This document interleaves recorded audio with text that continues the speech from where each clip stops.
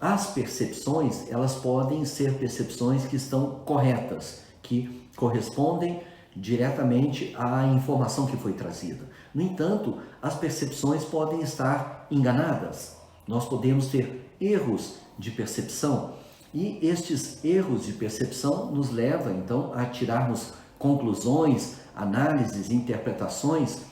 e que podem também estar enganadas. Portanto, como há essa variedade ou essa variação da possibilidade de captação das percepções, eu vou aqui combinar com vocês, vamos dizer que as percepções podem também ser chamadas de crenças.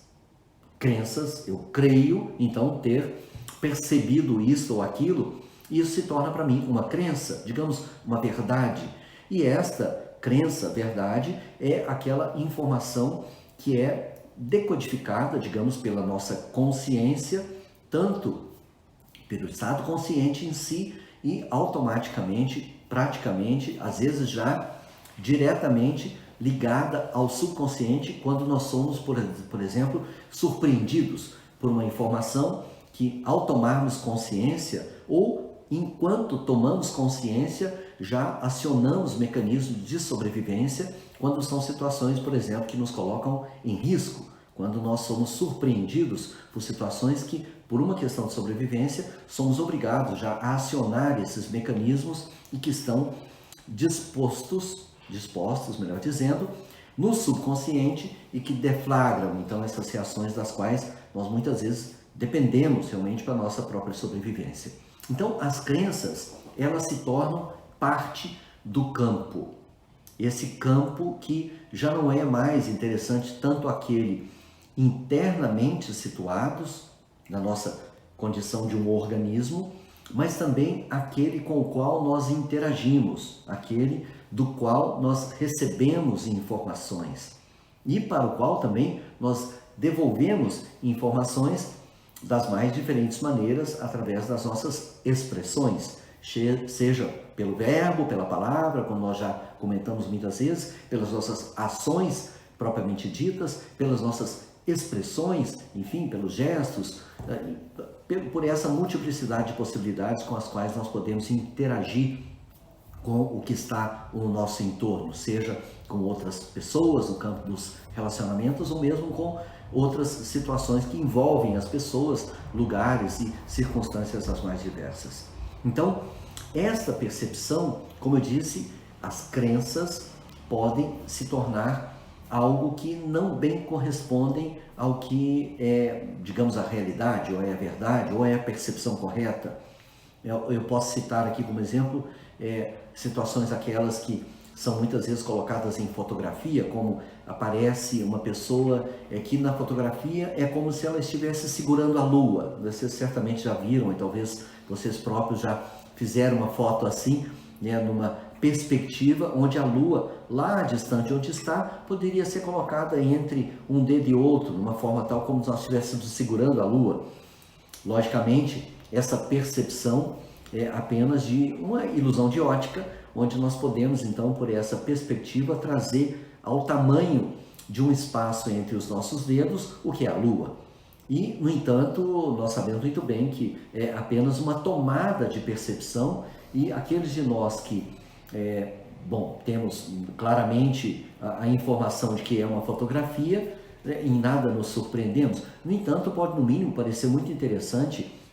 por exemplo, para uma criança que não tem tanto essa análise e pode se surpreender com como que a pessoa deu conta, então, de segurar a lua, né, com os seus dedos, né? E, portanto, estas percepções estão colocadas no que nós acreditamos que é aquilo que nós estamos vendo. Tem uma situação que agora eu quero entrar já num campo que explica essa condição de como a percepção, então, comanda a biologia, que é já considerando que nós tenhamos uma percepção que é aquela parecida com a situação que eu exemplifiquei de algo que nos surpreende subitamente e que é um estresse, uma situação, então, estressora, que tem algo que nos coloca numa forma de reagir que justamente passa lá, como eu disse, pelo hipocampo, né, por aquela estrutura, aquela região lá da glândula pineal, e que se faz responder através da pituitária para toda uma série de reações, inclusive para as glândulas adrenais, para as suprarrenais, que repousam sobre os rins e que basicamente é aquela conhecida da glândula do estresse. Há outros hormônios também que são produzidos não apenas pela adrenal, mas elas sim, é uma glândula que principalmente responde pelo estresse no sentido de produzir tanto a adrenalina, aquela substância então que nos deixa então muito ligados, agitados, alertas para que nós possamos corresponder àquela situação de estresse, e o cortisol, conhecido como hormônio do estresse, e que tem também funções importantes no sentido de deflagrar toda uma situação capaz de tornar-nos aptos a responder àquelas situações de estresse.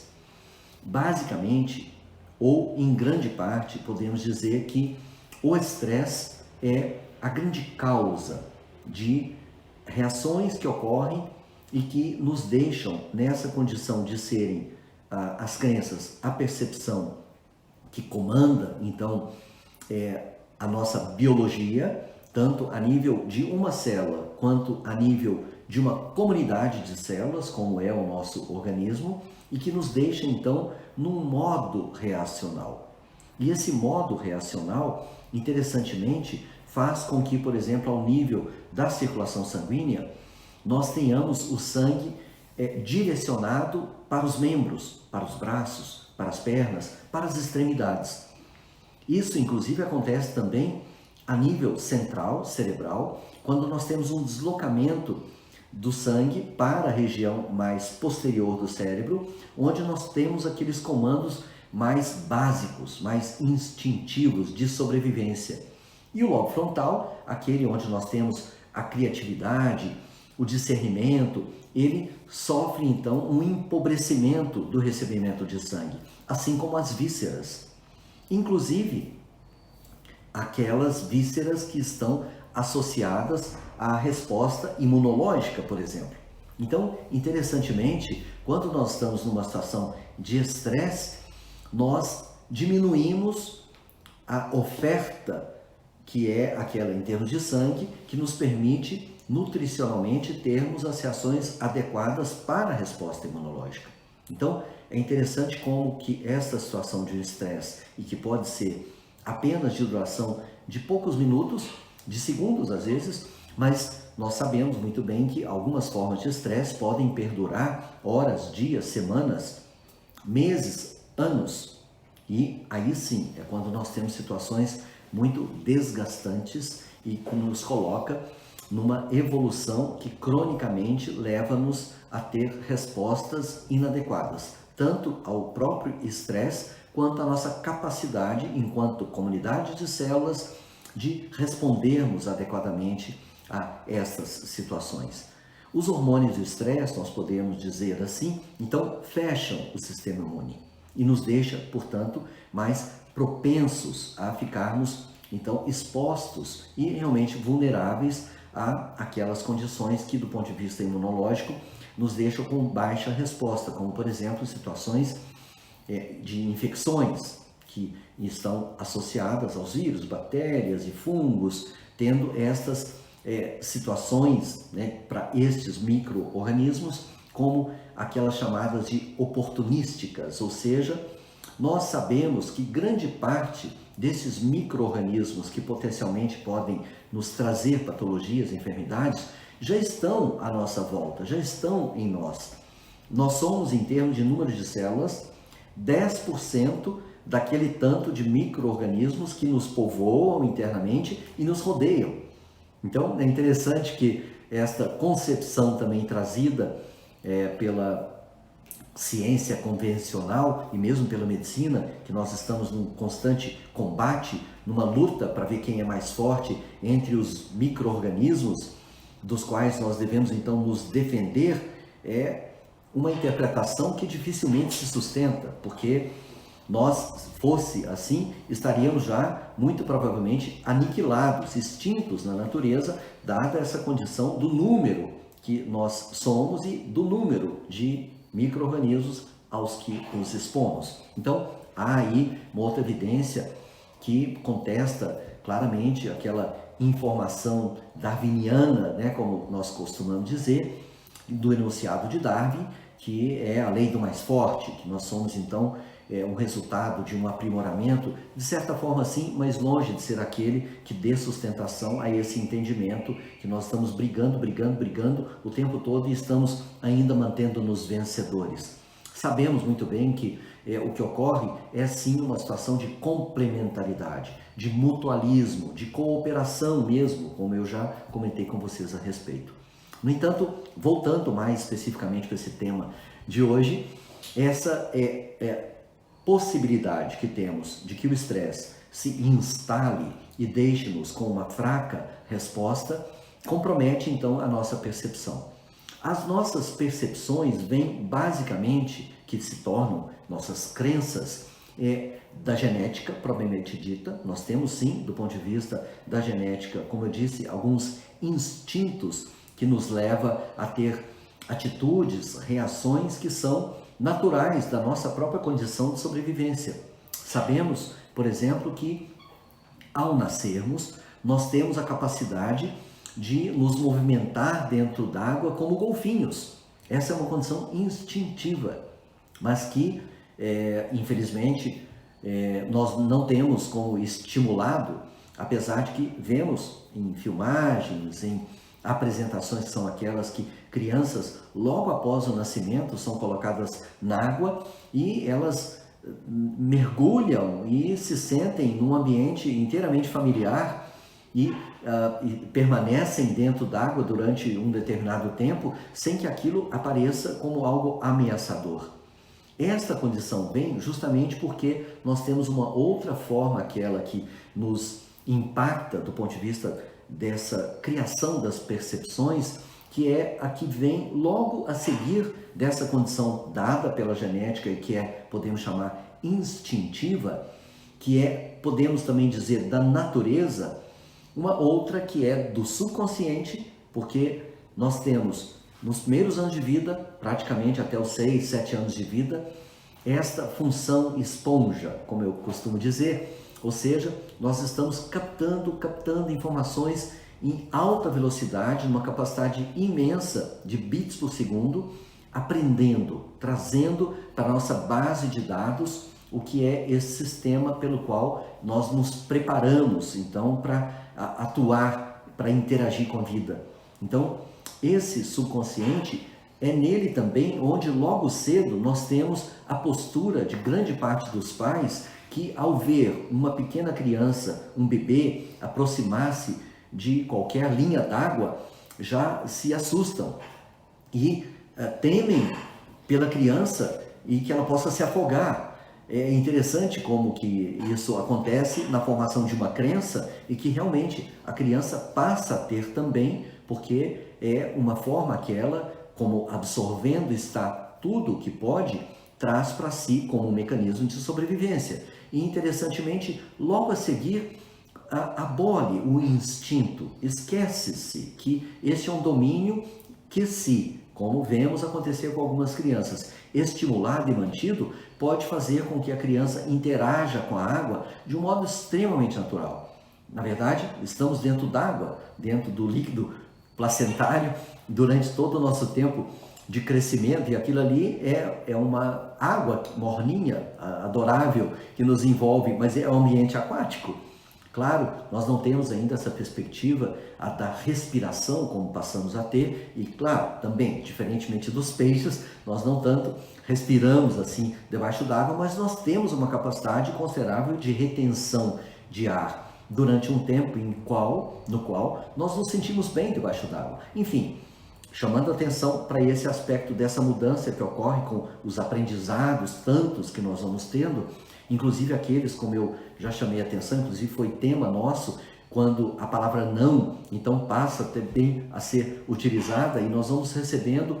milhares, centenas de milhares de nãos nas primeiras etapas da vida, nos primeiros anos de vida, trazendo-nos também toda uma concepção ligada ao não, ao negativo, ao que não pode, ao que nos oferece então riscos, ao que pode nos trazer medo e assim por diante. Enfim, esta outra forma de aprendizado é aquela segunda, como eu falei, que como é que a percepção então nos controla.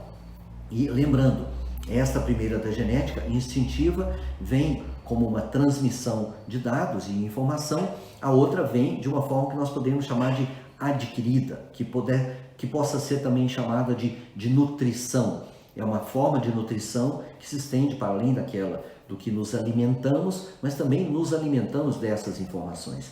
E logo depois, aquela que vem em uma outra etapa a partir dos 7 anos e depois mais ainda a partir dos 12 anos, que é o estado consciente. Então, que é esse tema que nós temos já mais criativo, onde justamente o cérebro frontal começa a ser estimulado para que nós então adquiramos informações, para que nós então memorizemos informações e possamos lidar, inclusive no ambiente educacional, de forma a contemplar os modos diferentes de ensino que existem, mas que progressivamente, gradualmente, vão nos trazendo mais e mais informações nessa preparação para a vida, que se dá em diferentes concepções do que seja a pedagogia, a educação, mas que no conjunto sempre trazem um crescendo de informações das quais nós vamos tomando conhecimento e nos condicionando também, mais uma vez, para irmos então assentando os nossos chamados paradigmas, né, que são aqueles comportamentos que controlam, portanto, as nossas atitudes e que se tornam hábitos, e basicamente através do hábito é que nós então assentamos o nosso caráter. Considera-se que a personalidade ela